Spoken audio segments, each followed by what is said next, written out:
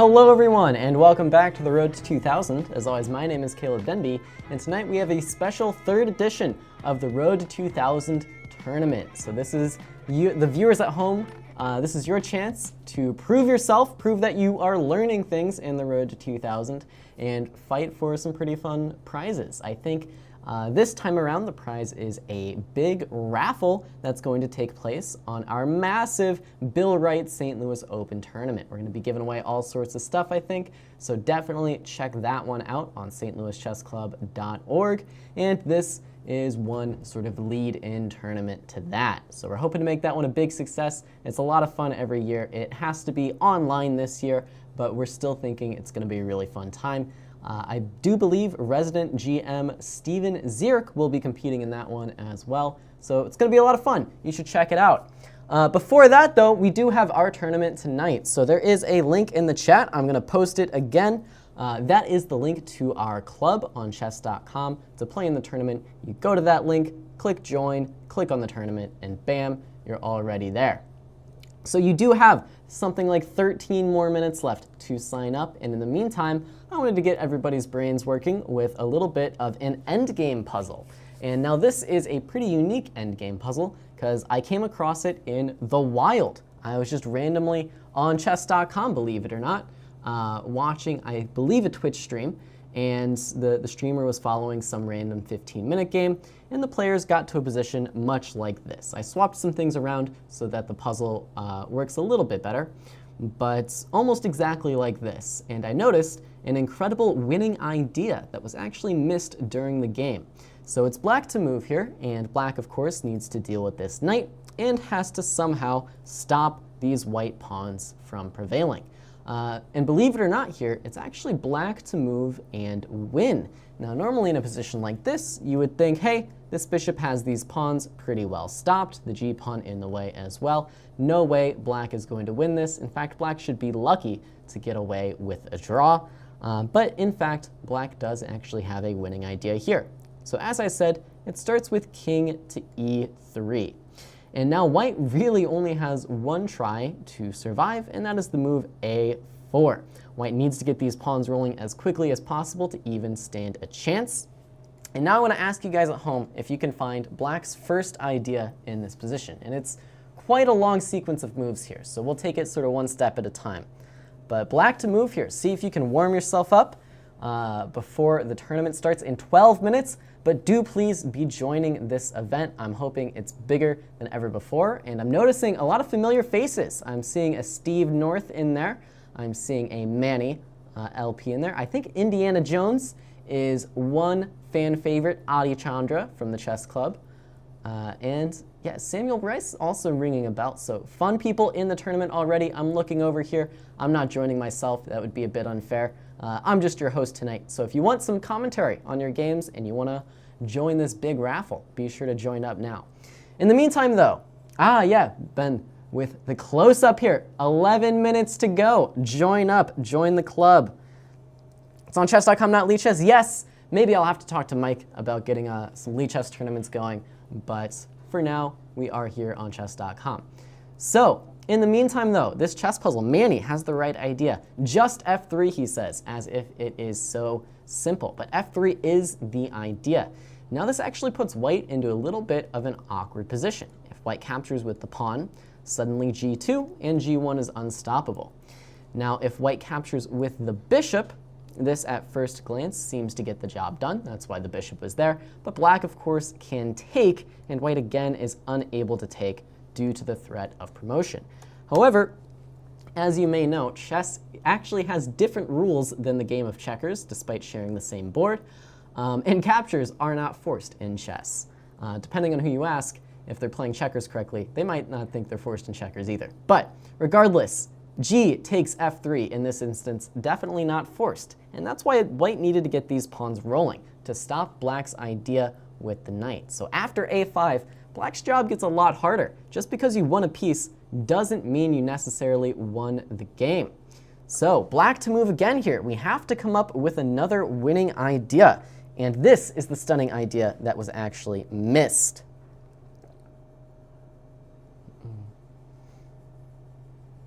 So learn chess with Inian has the right first move, and that is to abandon the pawn on g2 altogether. If black gets greedy and tries to go pawn grabbing, unfortunately, white is going to be just in time. We can't even check to make a queen, and after g2, white is actually going to be able to stop this pawn and go on to win the position. So knight h4, not the right idea. We actually do have to use the knight to stop these pawns. And now white, of course, should continue pushing with a6. We want to lock this knight down as much as possible. Knight b5, and then, of course, white is going to play king to e1. So we've had a little bit of a back and forth here. Black has this great idea with f3, but white sort of counterpunches with the a-pawn rush. Black seems to have been just in time to stop the pawns, but how can we actually play for more here? Black to move, and again, find a winning idea. A winning idea. What can we do?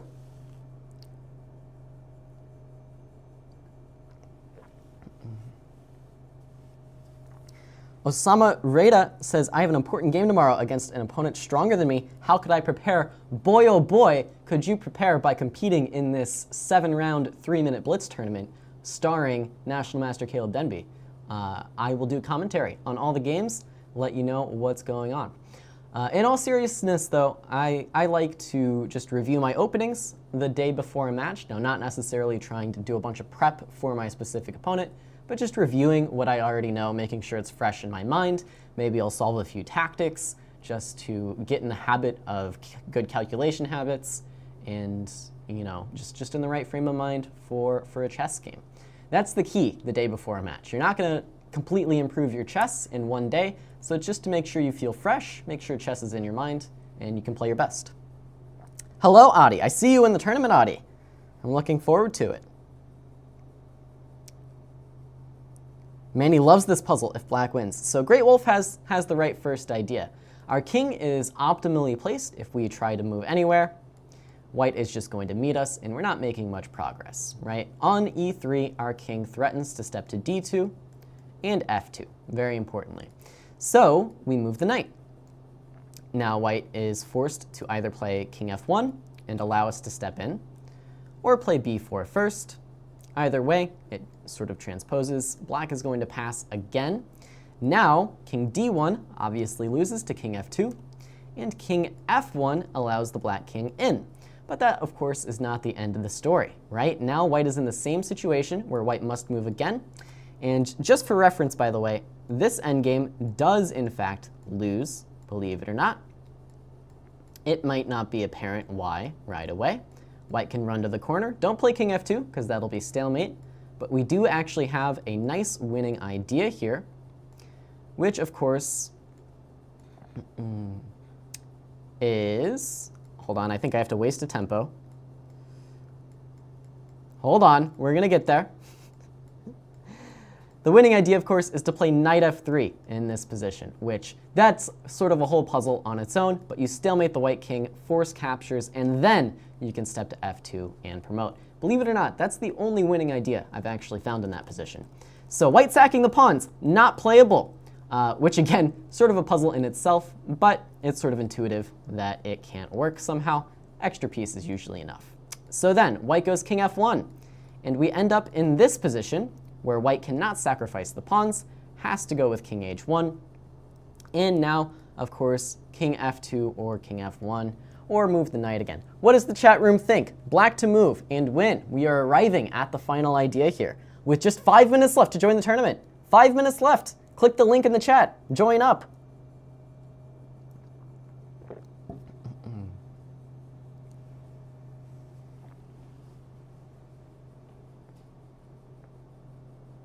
Absolutely easy next. So yeah, easy idea if white sacks the pawns. Everybody saw knight f3 coming a mile away.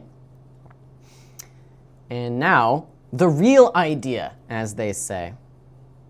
Andrew Wang says, try to mate, and that is the right way to think. But how do we checkmate here?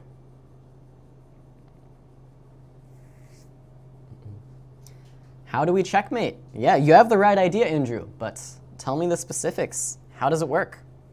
What's the first move? And then what's the next move? Okay, Manny has an idea. King f1, knight c3, knight d1, knight f2. And this is actually where the players in the game made an unfortunate mistake. In the game, black played the move king f2, and the game was soon drawn. King f2, of course, being much worse than king f1 because we need that square for our knights. I don't think chess.com lets me draw the arrows, but we need the knight here to deliver checkmate. So king f1, of course, is the move. But Manny, you got the idea slightly wrong. Don't forget, the a-pawn is going to make a queen, and it's quite difficult to checkmate black if white has a queen on the board. So, what do? How do we improve?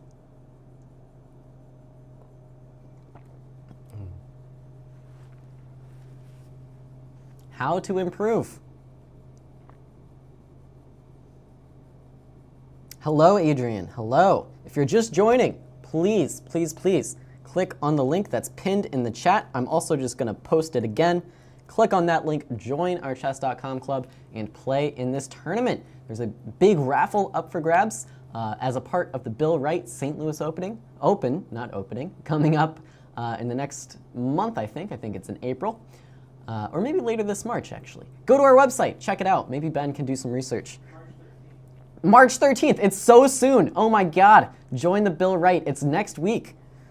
It's gonna be a lot of fun. So of course, we take the pawn, and then after b5, now black's moves become rather forced, and white is doomed by the virtue of having a b-pawn left. Of course, we do not take, as this is stalemate in 1. We don't hang our knight, but we go knight c8, knight d6, knight e4, and just in time to deliver the checkmate. What a wild idea. And this is probably the closest to a composed endgame puzzle I've ever seen happen just in a random live chess game. This one is honestly a wild idea. And to make matters worse, just to confuse things with the last couple minutes here, let me see if I can update the position slightly.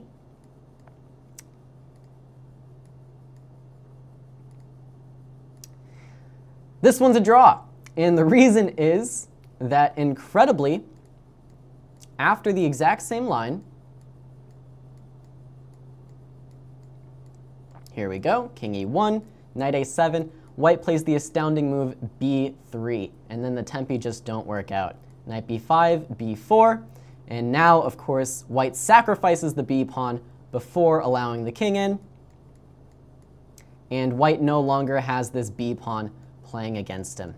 And of course here, black is a move too slow to deliver the checkmate. Incredible stuff. What a position. White doomed because the pawn is on b3. Don't see that one every day, but the wasted tempo here allows white to draw. Really fun stuff. This is one of my favorite endgame positions I've ever just randomly come across. But with that in mind, that's enough of me talking. Join the tournament. You have so little time. You have 40 seconds on your screen. In my screen, you have a minute extra, so go join this link, join our tournament. It's gonna be a lot of fun. We've got 18 players in there, and Manny is the top seed. Manny with the big rating. Oh no, Manny's not the top seed. It just needed to update. We've got Patricio BQ from Mexico. We've got Andy Ruya, AP Truth, Posada. I don't recognize these names. Oh, unless this is, I do know one Andy who watches the stream. That could be him. But we do have Manny. We have St. Louis Chess Boxing. That's exciting. I don't know who that is. But I'm always up for some chess boxing. As long as I'm not, a player. I'll commentate some chess boxing.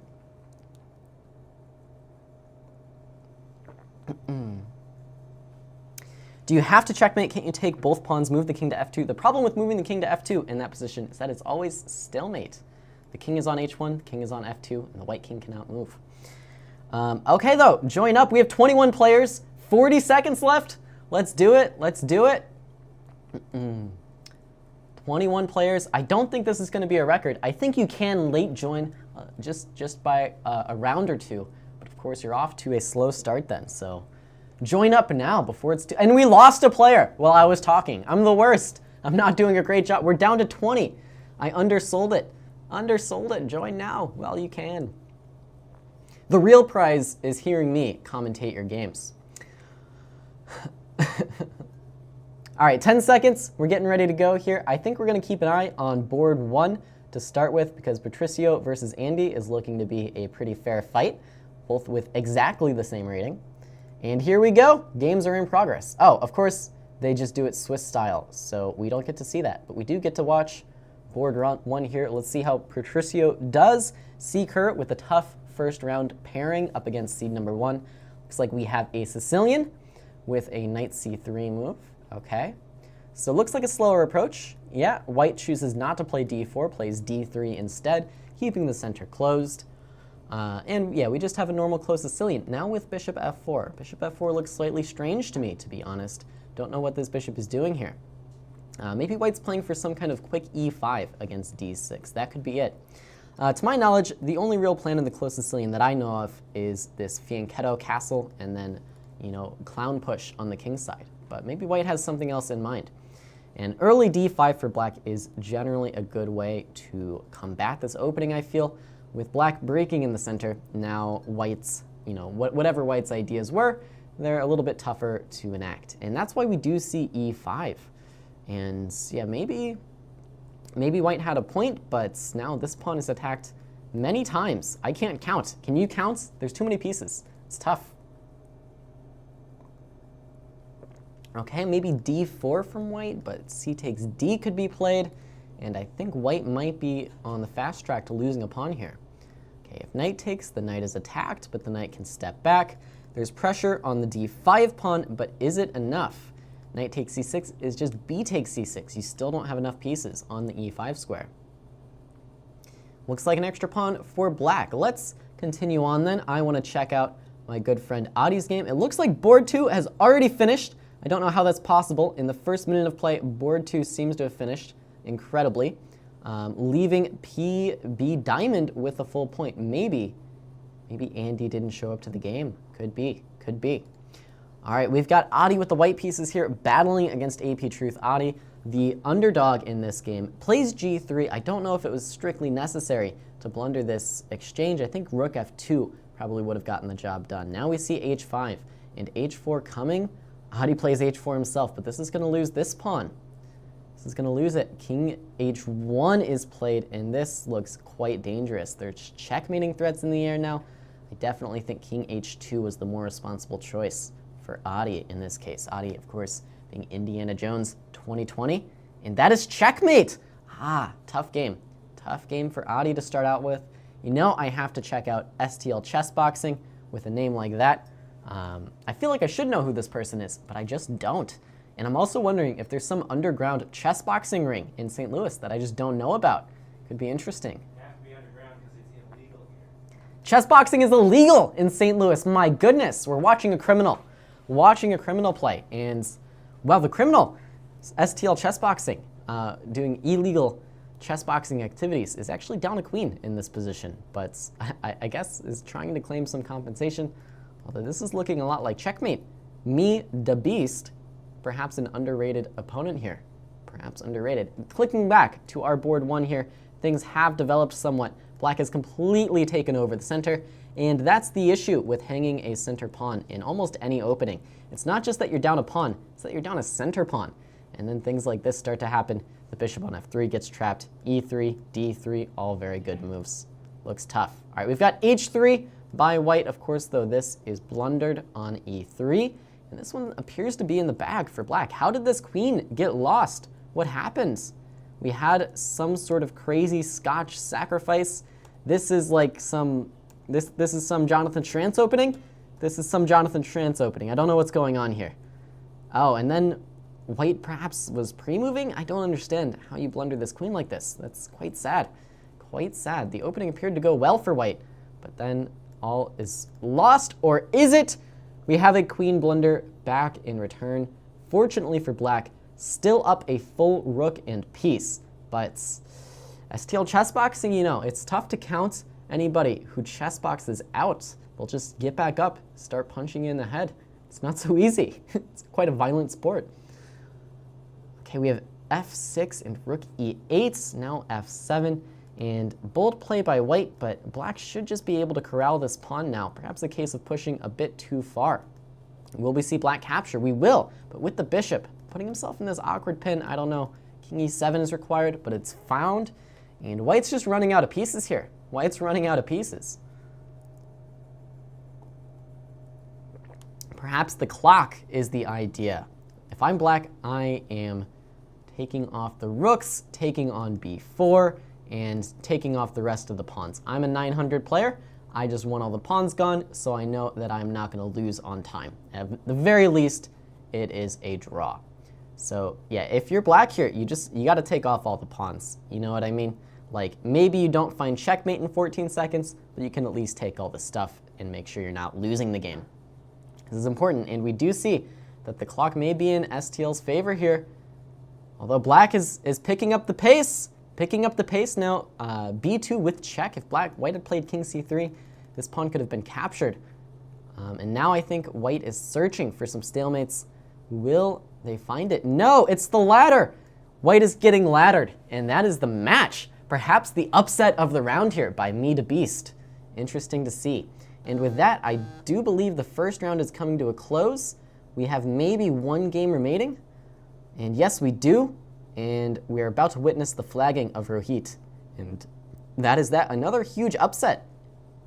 It's a good day to be a 900 rated chess player. And with that, I believe round 2 should be getting underway. And it is. We do have our board 1, Patricio BQ, winning the first game and now taking on Toll Bridge Troll. Not the easiest name in the world to pronounce, and playing the Scandinavian. All right, we have the queen a5 line.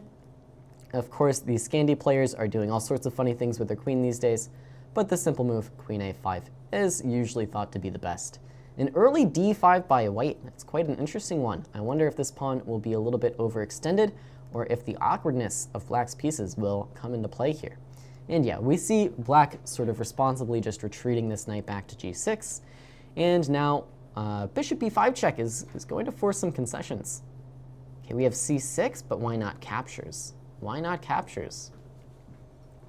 Now this is a threat. I don't know what the plan is here for black. We might see an early victory out of Patricio. e5, but this move comes with check and comes with a new queen. I don't know if white even needs to respond to this threat, although I'm sure it's fine if white does. And we do just see c takes b7 with check to the black king. This king is going to move somewhere. King e7. There's this check. There's just the simple move queens. Looks tough. Looks tough. I'm going to flip off of this game. I think Patricio has this one in the bag.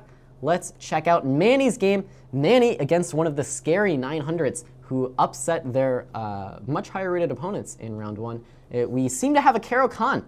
This is, in fact, a Caro-Kann. And black, black allowing bishop takes f5 is a pretty big mistake here, I think. Pretty big mistake. While in many positions, this structure on the king side can be quite solid for black, this is definitely not one of them. In order to do stuff like this, you need white's pawn to be back here. Once it gets to e5, it's pretty scary. This pawn is going to go to e6 someday and cause you all sorts of problems. We also see c4 by black, and perhaps the idea is to just go pawn grabbing on b2. Maybe not, though. Maybe not. And yeah, the problem now for black is you just always have to keep an eye on this square. Maybe black has some grand design of putting a knight on this square, but we actually already seen Manny making some subtle threats and now deliberating if this pawn should be captured in order, giving up the pawn on b2. And Manny decides it is meant to be. And this pawn can be captured on b2, but with the king in the center, I think you do have to be quite careful. Quite careful. I don't want to give too much away here, but maybe some of this is going to happen. And that's why we see queen e6 instead by black. Going for the solid approach, although black now is just down a pawn. And with c4 played, you really did need to do something on this queen side. Now you've simply closed the center for white. White no longer has to fear anything against the d4 pawn. And with an extra pawn, I think white is quite happy in this position, to say the least. Yeah, easy development now for white, although this is a pawn perhaps. There's a counter pawn here, but this is check. I don't know. I don't know. Maybe not so simple after all. Manny, a bit confident, starts losing pawns. I get the feeling, though, that this should be the move, stepping out of the check and, again, threatening some stuff. Tight game here. In the meantime, we do see Patricio winning this game. I think that the checks were given. We see queen c5, queen d5, and then up a rook with 2 queens, and about to take off black's other queen. Tollbridge Troll had enough. Let's continue on, though. Let's continue on. How is the other surprise winner doing? No, let's check out Restless Behavior's game. Restless Behavior taking on the Chess Boxer in round 2. And this looks to be an interesting one. What happened to white's e-pawn? Okay, it captures on d5. We have a fried liver attack. Mike would be proud. And now the retreating for white's pieces. Knight g6 is a weird one. Okay, that's a piece sacrifice. And now, oh, more pieces are falling. There's g3, the bishop goes. Now a fork. Oh, and that's checkmate. Oh, God, and I hear a certain Restless Behavior shouting from the other room. So sad. So sad. And checking back in on this game, perhaps the unsung hero of the game for black may be the clock situation. Manny with a good position, but spent a lot of time to get there. Will 16 seconds be enough against the dangerous Ding Ratul, 92? Will it be enough? Gotta go fast. We have king e3, and this move blunders the pawn, but the important thing is black made the move quickly. If black continues to make moves quickly, I wouldn't count them out of this game. I should defend this pawn now, maybe. Maybe defend. And black, okay, taking their time now. Taking their time. Which is sometimes the correct flagging technique. You just want to make sure, hey, I've got the time. I'm going to make sure I don't lose the game. Ooh, king g6 doesn't quite feel right. A quick d5 by Manny. I think knight takes d5 was perhaps a miss there. And I think now, yeah, the pawn has to be given up, but Manny's getting another one. c4 is also hanging, but 7 seconds on the clock. Okay, we see some complications now. Both knights en prise, as the French say. And both knights are taken. Manny with 2 passed pawns has a quick route to pushing them, but is the route quick enough for 6.8 seconds?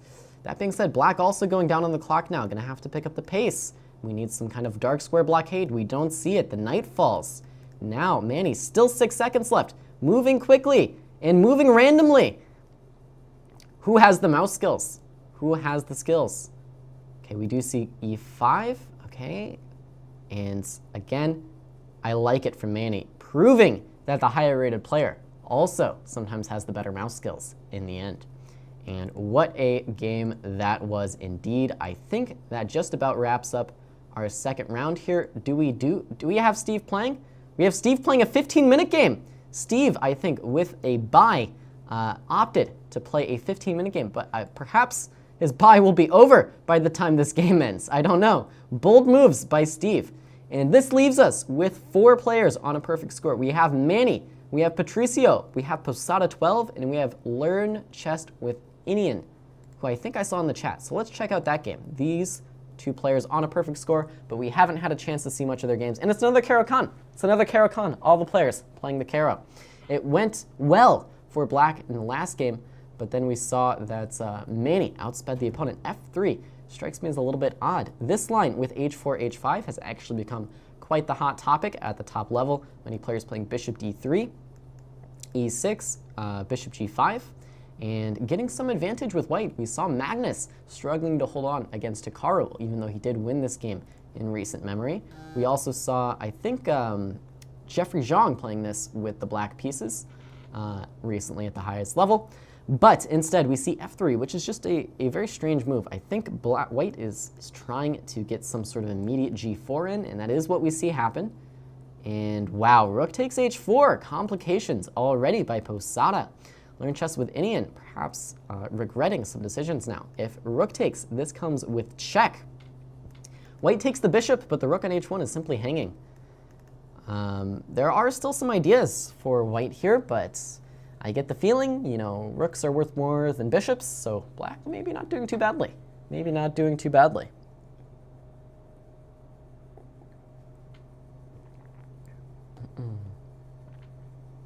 Peter Peterson in the chat room. Adi says he won. Congratulations to Adi. Winning in round 2, bouncing back from a tough first round. Okay, we do see black just recapturing, and again, we're going to see these problems with e6, I think, appear in this game. as they did in the previous round. Honestly, with black, I would be tempted to simply ignore this pawn on f5, just develop my pieces and plant my knight there. After pawn takes f5, not only does e6 become a problem, but this f5 square is no longer available to my knights. And I don't like that. I like putting my knights on f5. It's quite a good square. Manny in the chat saying mousepad rules. Apparently that is the secret to his quick success, moving with the mousepad. A bold decision, an unpopular one, I dare say. Is he mean a trackpad or a mouse? I don't know. The question is mousepad or trackpad, what's the difference? I think a mousepad is the thing you put your mouse on, but I assume that Manny meant the trackpad.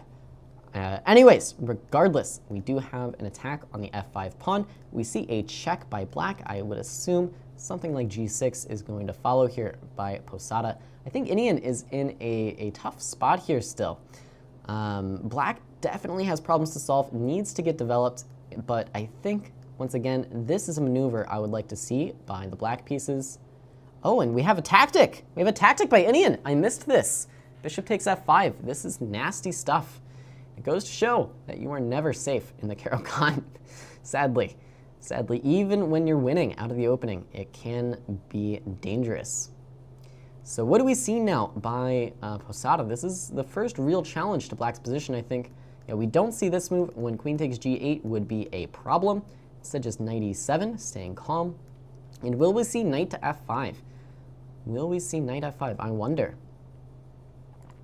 What else do you do here with black? You can play knight d7, but you're not exactly untangling your pieces. Not exactly untangling. This king still looking a little bit stuck. This bishop now kind of floating in no man's land. We do see white capture, perhaps with the idea of bishop g5 to follow, and that is what we see. Now pin on this knight on e7. The queen is going to have a hard time moving, and I guess this is the one idea that may lead black back to safety. But I'm honestly not convinced. Interesting games in the Caro-Kann today. Interesting games. Okay, we get knight d2 by white. White finally trying to finish development here, looking to bring in the remainder of the pieces. And queen b6. Ooh, black is ready for a fight here, willing to uncastle the king forever with either bishop takes knight option. And by the way, maybe this is a good time for a quick aside on the power of knights versus bishops. I have a friend who tells me that even the worst bishop, or even the best knight against the worst bishop, oftentimes the bishop can always trade itself off for the knight, and that's part of why the bishop is slightly better in many people's opinions. And that sort of proves itself here. Of course, white not even willing to give up these bishops for the knights, but if anybody ever wanted to claim that the knights ended up being better, white always has this option to simply trade them off for the bishops, part of the versatility of the bishops.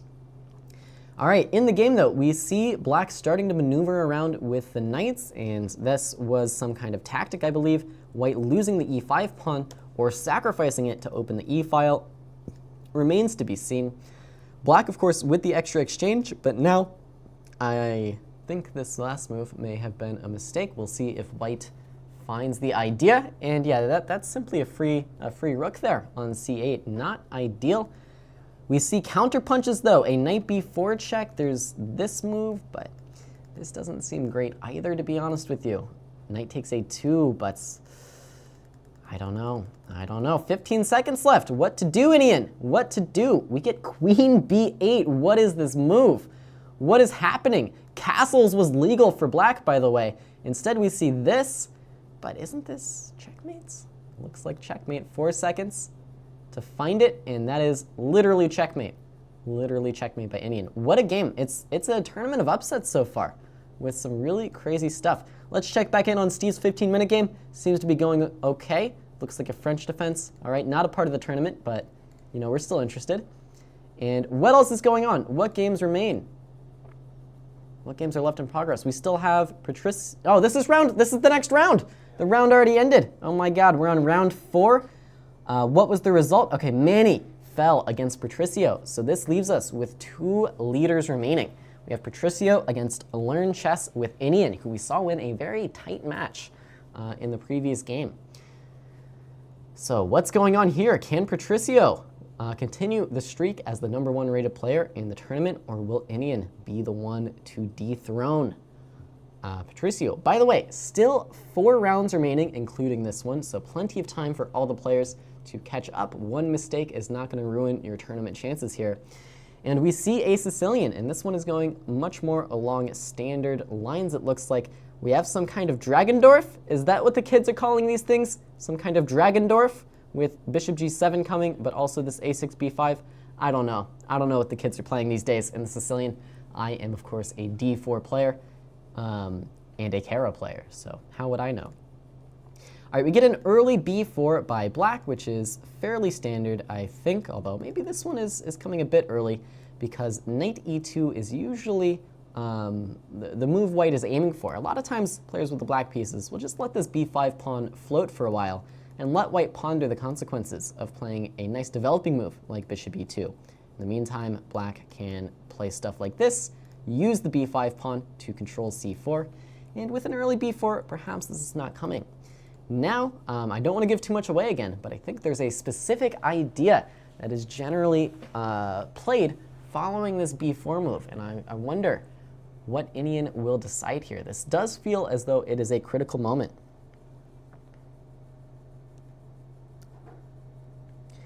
Peter says, sorry I'm late because I rewatched your Rook Endgame stream records. That was broken during the stream except for me. Oh, yes, Peter referencing an old lecture where nobody could see it because YouTube was broken, except for him. He had to relay everything through to the chat room. That was a fun night. That was a fun night. Peter Peterson was our translator for the chat. Okay, we see interesting moves. We see Bishop G7, Bishop H6, takes, and Knight BD7. So that idea I was referencing, whenever you play B4 this early on, it's usually to remove white's control of the D5 square. That means you can start breaking through with moves like E5, moves like E5, D5. And that is the idea I expected to see by black here. Something like E5, forcing the knight back to B3, and then even following up with D5 in many cases. Could have been very interesting, but instead we see the simple Bishop G7, and now white is sort of invading with this queen. Black is not making a move in the center, and stuff like Queen G7 isn't good yet because of Rook G8, but I would start being scared here with black. I would start being scared.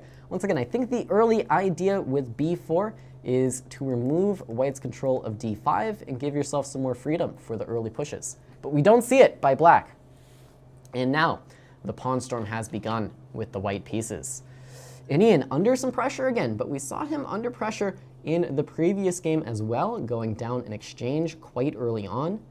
And now we do see black queenside castling, perhaps Indian planning to keep the king nice and safe on this side of the board, while white wastes their time attacking on the king side.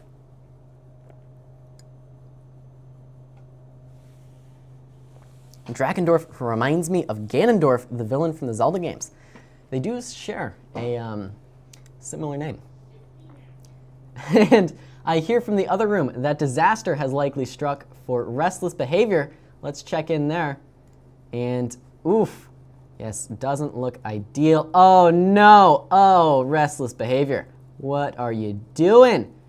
Can't blunder the queen like that against Adi, no less. So sad, so sad. Steve's game still in progress, by the way, if you were curious. Instead though, looking back here, we do see queenside castles and king b8 by black, and white is retreating with the queen. And we do see e5, d5, and maybe I should not have doubted our underdog here, Indian. Looks like the black king is safe for the moment. White's kingside pawn storm has fallen a bit flat, and black is now comfortably breaking in the center. So really strong stuff. Makes you wonder about Indian's 1300 rating. Makes you wonder. This is not a 1300 skill level game from what I can tell. This is pretty high level stuff. So Indian, perhaps a bit low rated. All right, we see bishop c4, and my eyes immediately are wandering to these kinds of tactics. I don't know if they're very good though. This one does seem like a better idea to my eyes. What will Indian play? 30 seconds left. Once again, gonna come down to some time pressure here. Okay, we do see knight e3. Now, how will white deal with the threats? How should white deal with these threats? Looks like he might just be giving up a rook here. Whatever white does, Patricio should do it quickly. 20 seconds left. The material almost doesn't matter. Ooh, queen f2, trying to say that this is a pin, but I'm not convinced it does. The knight, I'm not convinced that it is. The knight does defend, and this is a full rook now. Oh, gosh.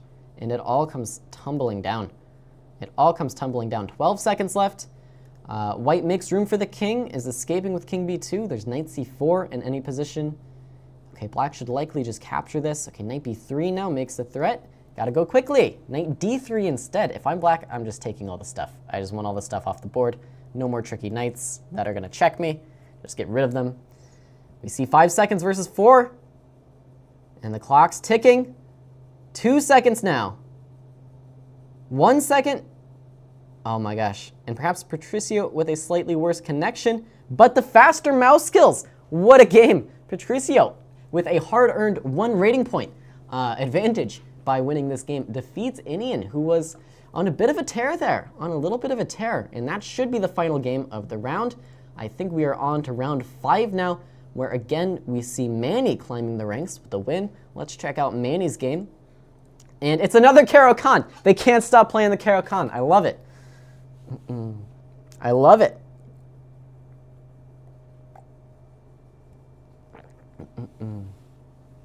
Simon Williams made a DVD on the Dragendorf. It's a lot of fun, the Dragendorf. I wouldn't know, never played it because it's scary, but I feel like maybe it's not the best opening in the world. Okay, we see a very early bishop g5 here. Generally, they play bishop d3 before bishop g5, and f6 by Posada. All right, anything I knew is out the window. I don't actually know what the idea is against the immediate bishop g5. For all I know, f6 could be correct, but I get the feeling it's not. I get the feeling it's not. So once again, the normal line here, as I previously mentioned, is the bishop d3 first, followed by bishop g5. Bishop e5 immediately, I'm not as familiar with. You have to imagine something is wrong with it. And maybe that something involves this bishop attacking c2. For example, queen b6 attacks this square, and without bishop d3 included, black can pretty comfortably, I think, capture on b2 and capture on c2. Whereas if you try something similar in this, in the bishop d3 line, you're going to find that the queen on b2 is often getting trapped. That's just my guess, though. Maybe f6 is the right way to do it. I suspect that it's not, though. Suspect that it's not. And Inian in the chat says, oh no. By the way, I want to shout out in that last round, Adi does defeat Restless Behavior, and that is a rivalry for the ages there. Let me tell you, that rivalry just goes back and forth all day long. But Adi coming out on top in the Road to 2000 live stream tourney. So how should white manage this f6 break, and how should black manage it as well? It's an interesting question. Generally, this move is not seen as that favorable for white, but in the Caro, an important distinction is that we don't have this nice solid bishop hiding behind the pawns to support this weakness here on e6. And that's why f6 in the Caro is much more rare than in the French. In the French, you have this stupid bishop sitting on d7 or something that just defends all your weaknesses forever, and it gives you a little bit more freedom to go kind of crazy with your f6s. Now though, we do see some tactics going on. g5, but now e takes f, queen takes f, and this appears to be a counter tactic. Tactic and counter tactic, so scary. And we do see white now is actually the one coming out on top with the extra exchange. Knight g6 is a second fork. Queen h7 might have been a nice pinning attempt, but I think the real tragedy here is again the e6 pawn. And this comes into play now. When you play the move f6, it's not necessarily all that great for you because white can target this weak e6 pawn, and that's going to be a problem without a bishop on c8. It's just going to be a problem in many, many instances. All right, we see Manny now with a dominating position. I imagine, yeah, the simple moves are good here. He just brings in another rook to the e file, all sorts of threats in the position now, and the white pieces are sort of taking over. Looks good for Manny. Let's check in on board number 1. Patricio, with the perfect score here, has the black pieces against AP Truth, looking to catch up and join him in joint first place. And we have another interesting position. This one looks good for white. at my first instinct, although the e5 pawn may come under some fire. And it looks like another Caro-Kann. No, it's a Sicilian this time, but it looks kind of like some Carolines where black got a little bit ambitious and played 3c5 or something. But here, what is going on? And no, I'm completely off track here. This is never a 3c5 Caro. If the pawns were all shifted up on the queen side by one file, then it might look like that, but not in this case. But yeah, what's the problem here for black? Well, for one, it looks like white is up a single pawn, if I know how to count. And aside from that, the black pieces are just looking a little bit sad to my eyes. It looks a little bit sad to be a member of the black team here with all these pieces sort of stuck on the first two ranks. We see h6, hoping for some trades, and that's generally a good idea when you are lacking in space. Just get pieces off the board, and your remaining pieces will find a little bit more room to breathe. Checking back in on Manny, down to 13 seconds, by the way. Not an easy task here. Will the mouse pad, as Manny calls it, pull through? By the way, if I'm Manny, you just get rid of all the pieces. Like, I don't know. Yeah, there you go, Manny. Just take off all the pieces, make another queen. Your life is going to be easier. Don't blunder a3, please. Oh, God, I'll be so sad. I'll be so sad if a3 happens. Oh, Manny. Okay, Manny's pre-moving now. This is black's opportunity to play a3. We see a queen blunder, but it's not captured. Oh, boy. Oh, boy. Oh, no. It's too sad. It's too sad. Manny's going to go down, isn't he? This is tough. Just too slow is Manny. Checking back in. This game is barely out of the opening, and both players are down to 20 seconds. I don't know how this happens. Clearly, a defining factor in this tournament is the speed at which the moves are being played. It's always going to be important in 3+2, but some unfortunate results in this tournament because of the clock. All right, we see queen c7, knight g3, and black trying to set up some kind of checkmate. Will Patricio be able to win the time scramble once again? G4, and yeah, black has one idea in mind, but it's a pretty powerful idea. Okay, black also down a bit on the clock, plays rook d5, interesting.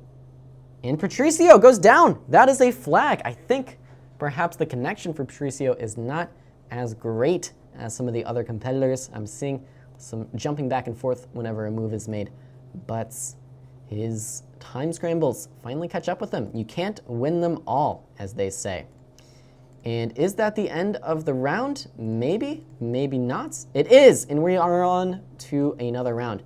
We have Posada against Patricio, with both players on a 4 out of 4 score. Let's check back in on the standings if they can update. There we go. Looks like we have 3 joint first place leaders. We have Patricio with 4 out of 5, losing in the last round. AP lost in an earlier round, but defeated Patricio. And now we have Posada also joining them with 4 out of 5. I assume with a victory over, was he playing Manny? I think he was just playing Manny. Learn chess with Inian also going down again. And we still have this super strong 900, by the way, with 3 out of 5. Interesting game so far. And it's not a Caro this time. It's a French defense. No, it is a Caro. It's always a Caro. But we saw an early g4, and black retreats the bishop back to d7, which does happen on occasion. And wow, I'm starting to think that all these people fighting for first place are actually fans of the show, because they all play the Caro-Kann. It's incredible. It's incredible. This isn't, again, my line of choice, but this is a pretty common one for black. You can respond to the early g4 just by retreating back, and then you make white look a little bit silly for pushing quite so hard on the king side early on. This bishop grants you a lot of defense against f5 breaks, and in the meantime, you can be the one to rip things open on the king side, as we see black doing here. Okay, we see all the pawns falling for white, but in the meantime, I think there's a square that Mr. Patricio is eyeing up here. Let's see if anything comes of it. We see takes on h3, takes and takes. Maybe we will see a knight get captured as well. No, we're going to see this knight land on f5. And I'm quite happy with how this opening has gone for black, if I'm honest with you. Now, maybe this last move, knight h6, isn't my favorite. I think I would have preferred to see takes g6 and then knight e7 to f5. The reason being now, if something like queen h5 comes on, You can't play g6 because the knight hangs, and if you play something like takes knight f5, then g6 by white, it just gets a little bit complicated. You always want to be aware of these pawn breaks being a potential opportunity for white to rip open your kingside. Instead, we see queen b6, and it looks like black is intending something like queenside castles. Perhaps, though, they may never get the chance. I assume there are sacrifices in the air. I do think Posada's idea is to leave this knight on h6, just defending against these types of sacrifices, rather than jumping all the way out to f5, at least in the short term. Let's check out our other leader, though, with AP Truth. AP Truth up against Andy Ruya with the black pieces here. And this one was another Scotch, okay. No crazy piece sacrifices this time, except actually there were. I think, no, yeah, this is more Jonathan Schranz stuff. I've seen something like this before, I think. Jonathan Schranz single-handedly changing the landscape of Gambit openings, by the way. And what's this? What's this? Is there a tactic here, I wonder? I wonder. And yeah, Andy plays it. Queen e8. This is back rank stuff. This is, oh, but wait, if you take the rook, there's queen g4? I guess king f1 avoids the draw, and then this is still an issue. I don't know. Complex stuff going on here. Complex stuff. Yeah, king f1, there's queen check, and queen e6, but we run away. King f1, you definitely can't take the knight because the knight on d8 hangs with checkmate. Crazy stuff. Crazy stuff in store here. I think, though, it looks good for Andy and not so good for AP Truth, who was also down a minute on the clock. Speaking of being down a minute, Patricio has to have better time management, especially with the connection issues that I've seen. You cannot be down a full minute here. You're going to get flagged. On top of that, you're going to lose this knight. Black, of course, left this knight on h6 for the sole purpose of defending against this stuff. And now we see black actually also able to capture with the queen. Although, I don't know, stuff is always scary. Stuff is always scary. Okay, we do see takes on h6, and now if you take back, there is bishop h5, and that's a queen, Posada. That's a queen. All right, time to turn on the jets here. You gotta play for the flag. Black does actually have 2 bishops for the queen, which in a blitz game is going to give you some practical chances to hang on for at least a little bit. But Posada is going to have to play accurately and quickly. And it looks like he's going for some sort of defensive setup where the bishops are defending both pawns from behind. But I think this is going to fail if Patricio can actively get this rook into the game. And that's why we see Posada willing to part with the h7 pawn now, just to get active. And maybe not even parting with it. Bishop e3 is perfectly playable. No, we see checkmates. Checkmate is on Posada's mind, despite the time situation. Maybe b5 now, and that we do see from Posada. And really ambitious play. Great job activating these bishops. You have to coordinate the pieces if you're going to survive down the queen here. But this play is not without risk. If you start going for checkmate against the white king, you know, who's stopping the white queen from invading as well? Okay, we see rook b5, willing to give up the rook now. I think this is the right way to go. For Patricio, you just have to simplify things. Much harder to get checkmated against 1 bishop and 1 rook than 2 bishops and a rook. Now the queen continues to invade. White's pawns are also dropping, and yeah, Posada did everything that he needed to do here to win this game on time and actually win by checkmate with that unfortunate quick move by Patricio. Again, the clock coming back to hurt. And we see 2 of our leaders going down here as Andy Ruya does defeat AP Truth in this Caro-Kann with these tactics coming through. How did this game go? We did see queen e6, king d2, then another check, c3, takes, another check, knight d4, and this was a miss. This was a huge miss. This was pinned. Instead, we saw this with check, bishop back, and again, I think the clock situation played a part with Andy Ruya taking it home. Not without a couple misses in there, though.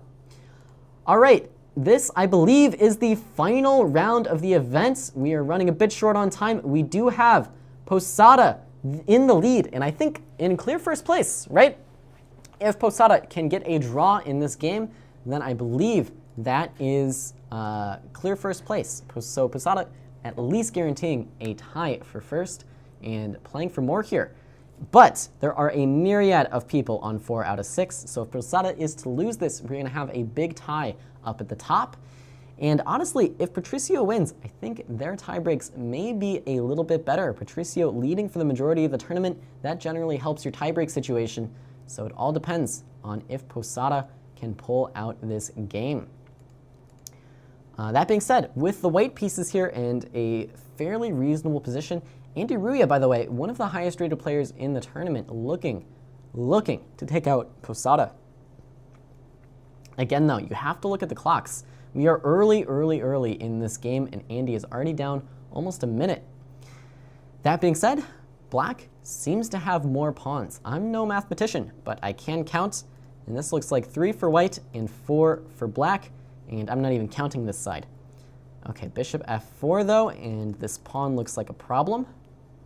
Maybe white is doing just fine, and I like Posada's sort of game strategy here. Just keep it simple, right? Play quickly, don't blunder, and you are assured a reasonable chance at least a draw, which is all you need if you're Posada. All you need to do is draw this game.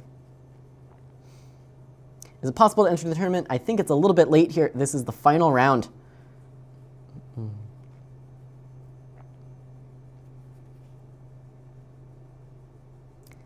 So I'm sorry, Silva, but a bit too late. I think we're going to do one of these every couple, 2-3 months. So check out the next one. And next Saturday, not this Saturday, but next Saturday is the Bill Wright St. Louis Open, which is going to be a lot of fun. It's going to be a game in 30, so you speed demons will have to slow down a little bit, and you unfortunate souls who keep getting flagged will have a little bit more time to think. It's going to be a lot of fun. Grandmaster Steven Zierk is going to be playing and potentially commentating. I don't know yet if he'll commentate his own games, but it will be a blast. In the meantime, Andy Ruya in this final game is up a pawn. Will he be able to convert? Again, down on the clock, looking to trade one of the rooks off. You do see opposite colored bishops, but with rooks on the board, that doesn't necessarily guarantee you a half point here. And black has a clear idea to push these pawns forward. Andy, though, taking it slow, making luft for the king, not a bad idea in a blitz game. And now we're going to see these pawns roll up the board. Posada taking a practical approach, just trying to play rook d8 check, I believe, to take off these rooks and improve the drawing chances. Posada understanding a half point's all you need here. No need to go crazy. Okay, we see c4 directly by Andy, and that's not my favorite move. You want to get a passed pawn here, and this does not leave you with a passed pawn. The a pawn's still contesting black's ideas on the queen side, although I do think bishop g3 is a bit of a mistake, and maybe Andy saw further than me entirely. Now this a pawn is going to be a bit difficult to defend. We see Posada giving it up in exchange for f5, but you know, I'm tempted to take this guy. Now even in the pure opposite colored bishop endgame, I don't think this is a draw anymore. I think the two pawns are generally enough to win when they are connected like this. Generally, in this specific instance though, it might be different. I'm actually sort of calculating some stuff and thinking maybe it's not so easy to win. For example, you can't push yet because the b6 pawn hangs, and this is sort of a strong idea. Bishop g3 to b8 to c7, forcing a6, b5, and then you go bishop a5, and then you have a big blockade. Anyways, none of that happened, and black won another pawn. It should be a winning position with 4 pawns to the good, but will Andy be able to do it in 30 seconds? That is the question. Okay, king f7 doesn't seem like the way to start, to be honest. You gotta start pushing some dudes, you know? Push your guys. Okay, that's a free pawn. That was missed by Posada.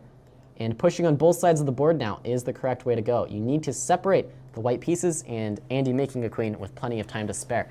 We're going to see Posada go down here, I'm all but certain. Though Andy maybe should take it easy on these pre-moves, okay? No stalemates, all right? Careful. I advise caution. King takes would have been stalemate there. Instead, though, we do see checkmate. And where does that leave us in the tournament? That leaves us with Posada with 5 in the best tiebreaks, maybe. Maybe the best tiebreaks. Still some games remaining. These two players on 4 points, both looking to join the leaders with 5 out of 5. And black in some trouble here. The white pieces seem to be kind of swarming. That's a queen trade, though. That's a queen trade. But yeah, White with many more pieces, but also less time. That's a good check. The bishop is going to fall now unless king g8 is played. And I think mate in 1 was missed. Mate in 1 was missed. But the tournament's over. This was mate in 1. That was the final game.